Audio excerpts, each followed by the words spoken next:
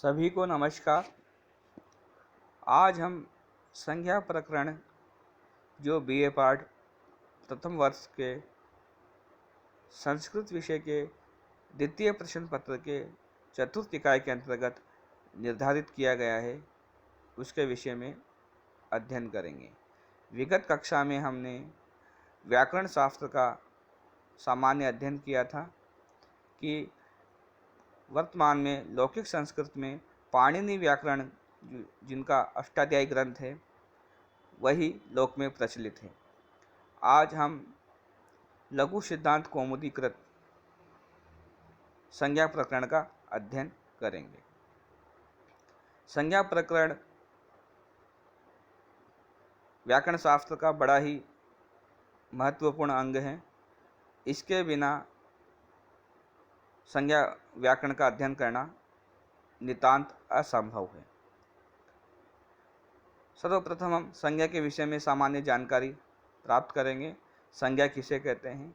सामान्य रूप से किसी व्यक्ति, वस्तु और स्थान के नाम को संज्ञा कहा जाता है और जो इस संज्ञा को धारण करता है, इस नाम को धारण करता है, उसे हम संज्ञेय या संज्ञक कहते हैं।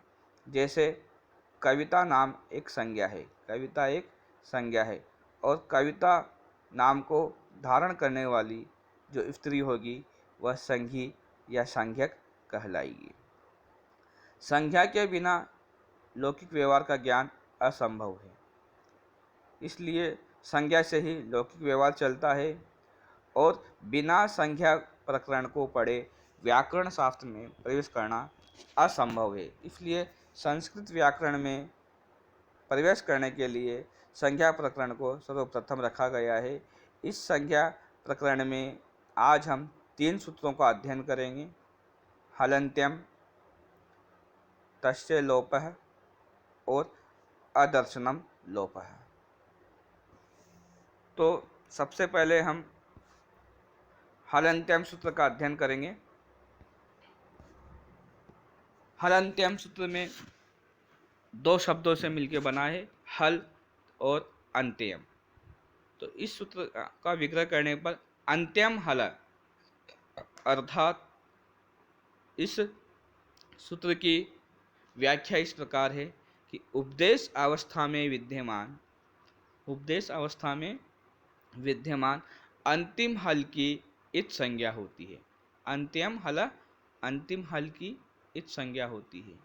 अब यहाँ प्रश्न उपस्थित होता है कि उपदेश अवस्था किसे कहते हैं? तो पाणिनि ने अपने व्याकरण शास्त्र में उपदेश के लिए शब्द प्रयोग किया है आद्य उच्चारणम उपदेशः, अर्थात जो मुझसे पूर्व आचार्यों ने जो उपदेश के विषय में कहा है उसे ही हम उपदेश मानेंगे। इस विषय में एक बड़ा ही प्रसिद्ध श्लोक है कि पहले के आचार्यों के द्वारा उपदेश के अंतर्गत निम्नांकित विषय सम्मिलित किए गए हैं, जो इस प्रकार है। प्रत्यह शिवसूत्राणि आदेशः आगमास्तथा धातु पाठो गणपाठम उपदेशः प्रकीर्तिता, अर्थात व्याकरण आचार्यों ने उपदेश के अंतर्गत धातु पाठ, गणपाठ, माहेश्वर सूत्र, प्रत्यय, आगम, आदेश, लिंगानुशासनम, उणादि पाठ आदि को सम्मिलित किया है। अब यहाँ हम सबसे पहले उपदेश के अंतर्गत आने वाले विषयों का अध्ययन करेंगे। तो धातु पाठ ऐसी धातुओं का संग्रह है जो अनुबंधों में बंधी हुई है। लगभग 2000 धातुएं धातु पाठ के अंतर्गत आती हैं। जो धातु पाठ में प्राय धातु के जो पीछे व्यंजन आता है उसे हम उपदेश मान सकते हैं। जैसे डू क्रिय धातु में क्रिय धातु के बाद यह आया है तो यह उपदेश माना जाएगा। इसी प्रकार डू पचश धातु में जो श आया है, जो अंतिम श है, उसे हम उपदेश के अंतर्गत मानेंगे और इन उपदेशों की हलन्त्यम से इत संज्ञा हो जाती है। गणपाठ, जिस प्रकार धातु पाठ में धातुओं का संग्रह है, उसी प्रकार गण पाठ में शब्दों का संग्रह है। गण पाठ के अंतर्गत आने वाले शब्दों के अंतिम हल की भी इत संज्ञा हलंत्यम सूत्र से की जाती है। जैसे नदट गण में अंतिम ट, देवट गण में अंतिम ट और चौरठ गण में अंतिम त। इन सब तीनों की अंतिम ट की इत संज्ञा हलंत्यम सूत्र से की जाएगी। माहेश्वर सूत्र, इसके विषय में हमने विगत कक्षा में भी अध्ययन किया था कि 14 माहेश्वर सूत्र को शिव सूत्र भी कहा जाता है। इन माहेश्वर सूत्र के अंत में आने वाले हलंत वर्ण की इत संज्ञा हलंत्यम सूत्र से की जाती है। जैसे अ ई ऊणा, अब ऊणा में अंतिम जो ना है उसकी इत संज्ञा हलंत्यम से होगी। रेल री का अंतिम क की इत संज्ञा हलंत्यम सूत्र से की जाएगी। प्रत्यय, जितने भी प्रत्यय कहे गए हैं, कृत प्रत्यय, तदित प्रत्यय, समासांत प्रत्यय, स्त्री प्रत्यय इत्यादि प्रत्ययों के अंतर्गत आने वाले अंतिम हल की इत संज्ञा हलंत्यम सूत्र से होती है। जैसे तरप में अंतिम प, तमफ में अंतिम प, तुमुन में अंतिम न, घय में य, तोयत में त, अनियर में अंतिम र इत्यादि प्रत्ययों के अंतिम हल की इत संज्ञा हलंत्यम सूत्र से की जाएगी। आगम, आगम मित्रवत होता है। जैसे कर्तरी शप में धातु से शप का आगम, शप में जो अंतिम प होगा उसकी इत संज्ञा इस सूत्र से की जाएगी। इसी प्रकार ऋश्वस्य, प्रीति, कृति, तुक में जो अंतिम क है तुक का आगम होगा और अंतिम क है उसकी इत संज्ञा हलंत्यम सूत्र से की जाती है। आदेश, आदेश शत्रुवत होते हैं, अर्थात किसी के स्थान पर आकर स्वयं बैठ जाते हैं, हर किसी को हटा करके स्वयं बैठ जाते हैं। अवंग स्फोटायनस्य सूत्र में जो अवंग है आदेश है, जो अंतिम ग है गो के ओ के स्थान पर होता है और अंतिम ग की इत संज्ञा हलंत्यम सूत्र से की जाएगी। इसी प्रकार लिंगानुशासन भी उपदेश के अंतर्गत आते हैं। लिंगानुशासन अष्टाध्यायी का पर्यायवाची भी माना जाता है। लिंगानुशासन शब्द मूलतः वह संग्रह है जिसके अंतर्गत लिंग आदि का निर्धारण किया जाता है। इनका कोई उदाहरण उपलब्ध नहीं होता है क्योंकि कई विद्वान इसको उपदेश के अंतर्गत नहीं मानते हैं। इसी तरह उणादि पाठ को भी कई विद्वान उपदेश के अंतर्गत सम्मिलित नहीं करते हैं, अतः इसका उदाहरण भी उपलब्ध नहीं होता है। उपदेश के अंतर्गत लौकिक व्यवहार और विभक्तियों का समावेश नहीं किया जाता है।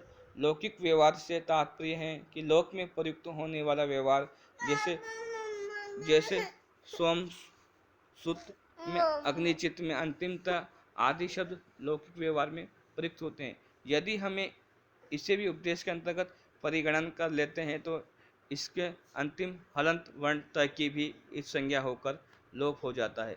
इसके पश्चात ये शब्द निरर्थक हो जाते हैं, इसलिए लौकिक व्यवहार को भी उपदेश के अंतर्गत नहीं माना जाता।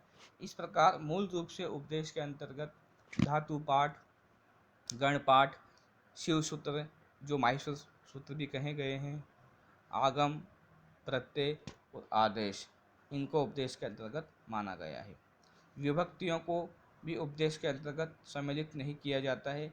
यदि विभक्तियों के अंतिम हल की इत संज्ञा करके लोप कर भी दिया जाता है तो सार्थक शब्द नहीं बन सकते हैं, अतः विभक्तियों का समावेश उपदेश में नहीं किया जाता है।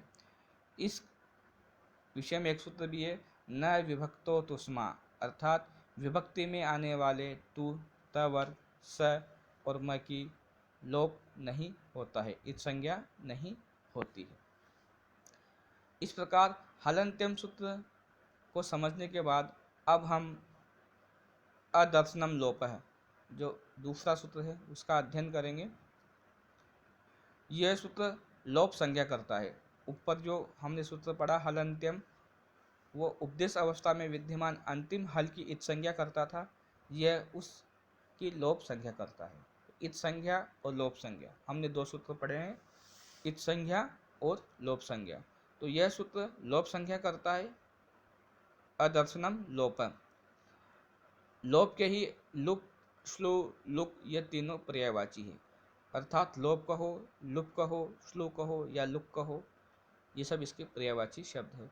दर्शन का तात्पर्य है दिखाई देना। यहाँ है अदर्शनम, अर्थात जो दिखाई नहीं देता उसकी लोप संज्ञा होती है। चूंकि शब्द श्रवण का विषय है, चक्षु का नहीं, अतः दिखाई नहीं देने के स्थान पे हम सुनाई नहीं देने की लोप संज्ञा कह सकते हैं। अर्थात जो सुनाई नहीं देता उसकी लोप संज्ञा होती है। जैसे लता शब्द में रूप सिद्धि में सु का आगम होता है और वह दिखाई नहीं देता है, अर्थात सु की ध्वनि आनी चाहिए किंतु वह लोप होने के कारण नहीं आती है। इस कारण सु की लोप संज्ञा समझी जाती है। अब जो तीसरा सूत्र है वह है तस्य लोपः। यह सूत्र कोई संज्ञा नहीं करता है। यह एक विधि सूत्र है जो आदेश देता है कि जिसकी भी इत संज्ञा होती है, जिसकी भी इत संज्ञा होती है उसका लोप हो जाता है, उसका लोप कर दिया जाता है। तो हलंत्यम सूत्र इत संज्ञा करता है, अरसनम लोपः सूत्र लोप संज्ञा करता है। यह दोनों सूत्र संज्ञा सूत्र हैं, जबकि जो हम तीसरा सूत्र पढ़ रहे हैं तस्य लोपः, यह सूत्र कहता है उस इत संज्ञक का लोप हो जाता है। यह एक विधि सूत्र है। इस प्रकार हमने आज की कक्षा में 3 सूत्र पढ़े हैं। हलंत्यम जो इत संज्ञा करता है, अदर्शनम जो लोप संज्ञा करता है, और तस्य लोप उस इत संज्ञक का लोप कर देता है।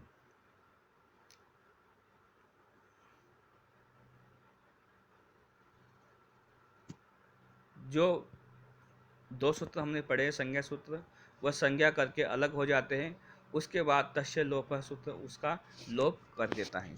आज की कक्षा में इतना ही। अग्रिम कक्षा में हम पुनः संज्ञा प्रकरण के विषय में अध्ययन करेंगे। तब तक के लिए शुभास्ते पंथा न संतु। धन्यवाद। क्या हुआ बाबू, मामा का